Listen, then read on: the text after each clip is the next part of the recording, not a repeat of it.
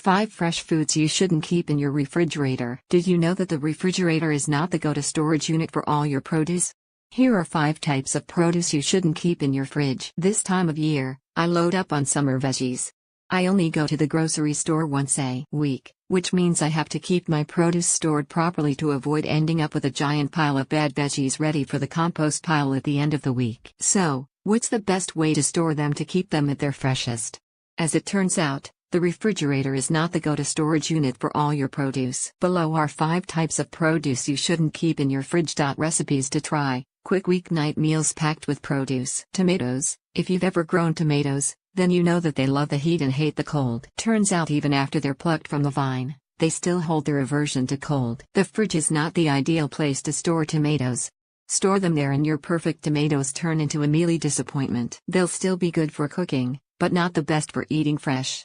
Instead, store them on your counter, not in direct sunlight, and enjoy them when they're ripe. Basil. Tomatoes and basil go well together on your plate, and it turns out they have similar needs in the storage department too. Like tomatoes, basil loves the heat, so extended periods of time in a cold environment like a refrigerator causes it to wilt prematurely. Basil will do best if it's stored on your counter and treated as you would fresh cut flowers. A fresh bunch of basil can be stored for in a cup of water. Change it every day or two, away from direct sunlight. Covering it loosely with a plastic bag will help keep it moist, but make sure the bag has an opening to allow for some fresh air to seep in. Potatoes. Potatoes like cool, not cold temperatures.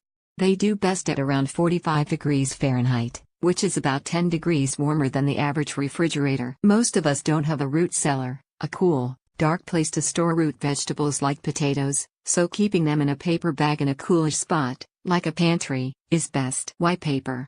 It's more breathable than plastic, so potatoes won't succumb to rot as easily. And why not the fridge? Storing potatoes at cold temperatures converts their starch to sugar more quickly, which can affect the flavor, texture and the way they cook. Onions. Onions don't come out of the ground with that protective papery skin. To develop and keep that dry outer layer, they need to be cured and kept in a dry environment like a pantry, which is not as damp as the refrigerator. Also, lack of air circulation will cause onions to spoil, as will storing them near potatoes, which give off moisture and gas that can cause onions to spoil quickly. Store onions in a cool, dry, dark, well-ventilated place. Light can cause the onions to become bitter. Scallions and chives, however, have a higher water content, bruise more easily and have a shorter shelf life, so store these alliums in the fridge. Avocados. Avocados don't start to ripen until after they're picked from the tree. If you're buying a rock-hard avocado, don't store it in your refrigerator, as it slows the ripening process. On the other hand, if you have a perfectly ripe avocado that you're not ready to use, storing it in the refrigerator may work to your advantage by prolonging your window of opportunity to use it before it becomes overripe. So the bottom line on storing avocados is store hard, unripe avocados on your counter and store ripe avocados in your refrigerator if you're not going to eat them right away.